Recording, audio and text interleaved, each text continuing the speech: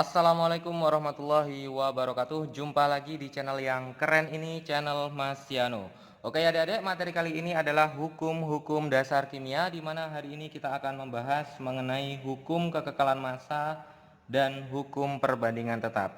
Skuy disimak baik-baik, materi kali ini mengenai hukum-hukum dasar kimia. Nah, yang pertama Mas Yano akan menjelaskan mengenai hukum kekekalan massa. Yang pertama yang akan kita bahas adalah hukum kekekalan massa. Hukum kekekalan massa. Oke, hukum kekekalan massa ini nanti dikemukakan oleh yang namanya Lavoisier. Lavoisier. Tulisannya adalah Lavoisier. Oke, nah Lavoisier mengatakan bahwa massa zat sebelum dan setelah reaksi itu adalah sama. Jadi zat-zat yang bereaksi pada saat sebelum bereaksi dan setelah bereaksi itu nanti massanya selalu sama. Oke, jadi konsep yang harus kita pelajari pada hukum kekekalan massa ini menurut Lavoisier adalah massa zat-zat sebelum dan sesudah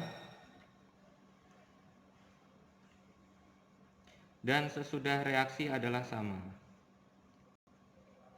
Kata kuncinya adalah sama. Jadi sebelum dan sesudah massanya sama. Oke. Nah, contoh gini adik-adik. Misalkan langsung ke contoh ya biar kita semakin paham.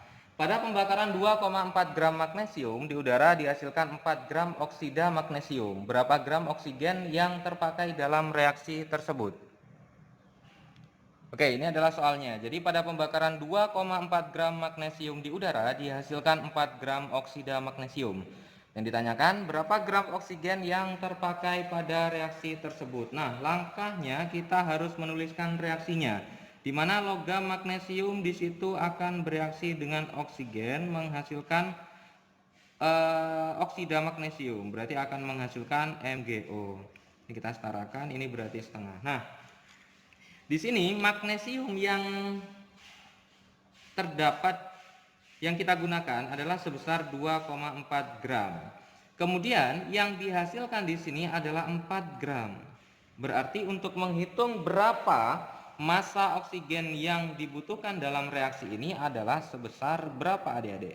Caranya begini. Jadi massa massa setelah reaksi itu kan sama dengan massa sebelum reaksi. Berarti massanya Mg ditambah massanya O. Nah, massanya MgO di sini adalah 4 gram. Massanya Mg adalah sebesar 2,4 gram. Maka berapa massanya oksigen yang dibutuhkan di sini? Berarti massa oksigen yang dibutuhkan adalah sebesar 4 min 2,4 sama dengan 1,6 gram. Oke. Jadi massa sebelum dan massa sesudah itu harus sama. Jadi di sini adalah 1,6 gram. Sebelum reaksi berarti 2,4 tambah 1,6, hasilnya 4 gram. Setelah reaksi juga sama 4 gram. Maka inilah teori atau hukum kekekalan massa yang dikemukakan oleh Lavoisier. Jadi massa zat sebelum dan sesudah reaksi adalah sama. Oke, lanjut ke yang kedua. Yang kedua yang akan kita bahas adalah hukum perbandingan tetap. Yang kedua yang akan kita bahas adalah hukum perbandingan tetap. Perbandingan tetap. Nah, hukum perbandingan tetap ini nanti dikemukakan oleh Proust. Namanya adalah Proust. Oke. Nah, Proust mengatakan bahwa dalam hukum perbandingan tetap itu, perbandingan massa unsur-unsur yang menyusun suatu senyawa itu nanti selalu tetap. Jadi, Proust mengemukakan dalam hukum perbandingan tetapnya, dikatakan bahwa perbandingan massa unsur-unsur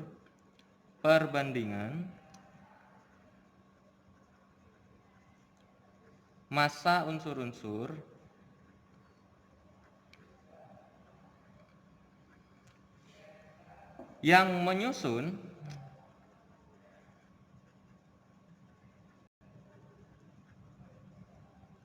Suatu senyawa selalu tetap. Suatu senyawa selalu tetap. Oke, jadi selalu tetap. Oke. Nah, contoh gini adik-adik. Oke, ada soal seperti ini. Tentukan perbandingan massa unsur Cu dan massa unsur S pada tabel berikut. Jadi ada massa unsur Cu dan massa unsur S. Kira-kira perbandingannya berapa? Nah, di sini dikemukakan oleh Proust bahwa perbandingan massa unsur-unsur yang menyusun suatu senyawa selalu tetap. Jadi kalau ini 2,4, ini 1,2 itu sama kayak 2:1. Kalau ini 3, ini 1,5 ya sama 2:1. Ini juga sama 2:1, ini juga sama 2:1.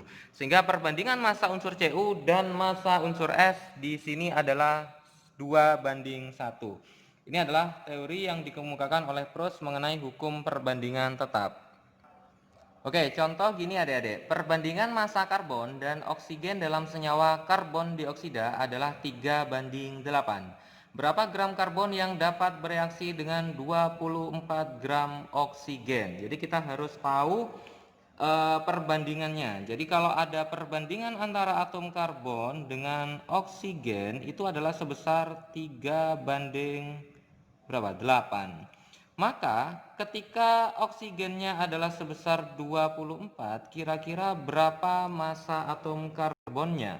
Nah, kalau 8 ke 24 ini kan dikali 3 adik-adik, ya kan?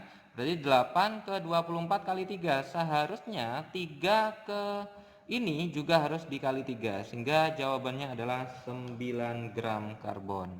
Oke, jadi cara menjawabnya kita harus membandingkan berapa perbandingan atom karbon dan oksigennya. Jadi setelah kita mengetahui perbandingannya baru kita bisa menentukan berapa gram karbon yang dibutuhkan untuk dapat bereaksi dengan 24 gram oksigen. Oke, nah lanjutannya misal adik-adik ada pertanyaan yang berbeda dari kalimat ini. Jadi kalau perbandingan massa karbon dan oksigen dalam senyawa karbon dioksida adalah 3:8, maka jika 6 gram karbon direaksikan dengan 12 gram oksigen, adakah unsur yang sisa? Oke, jadi kita harus mereaksikan terlebih dahulu. Ada karbon bereaksi dengan oksigen, menghasilkan yang namanya CO2. Nah, di sini yang direaksikan atau perbandingannya dulu ya. Perbandingannya di sini adalah 3:8. Oke. Nah, kemudian di sini ada 6 gram karbon. Berarti ada 6 gram karbon. Oksigennya ada 12. Oke. Nah, kalau seperti ini, coba kita bagi dengan perbandingannya. 6 dibagi 3 berapa? 12 bagi 8 berapa? Oke. Nah, kalau 6 dibagi 3 itu sama dengan 2, kalau ini dibagi 12 bagi 8 itu sama dengan 1,5, maka yang kita pakai adalah yang 1,5. Sehingga adik-adik, kenapa kok 1,5? Karena yang lebih kecil yang akan kita pakai. Maka yang bereaksi adalah sebesar 12 gram. Artinya ini juga harus dikalikan 1,5. 1,5 kali 3 itu sama dengan 4,5. Sehingga massa karbon yang bereaksi adalah sebesar 4,5 dan sisanya adalah 6 kurangi 4,5, 1,5. Sehingga sisa karbon adalah sama dengan 1,5 gram.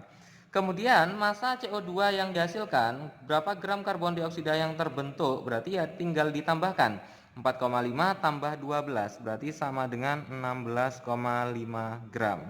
Sehingga massa CO2 adalah sebesar 16,5 gram. Oke adik-adik, ini adalah pembahasan Mas Yano mengenai hukum kekekalan massa dan hukum perbandingan tetap. Nah, jika ada pertanyaan dari video ini, silakan adik-adik bisa menanyakan di kolom komentar. Dan jika adik-adik suka dengan video ini, jangan lupa untuk like, subscribe, comment, and share videonya agar tidak ketinggalan video-video terbaru dari Mas Yano. Oke Mas Yano akhiri, wassalamualaikum warahmatullahi wabarakatuh.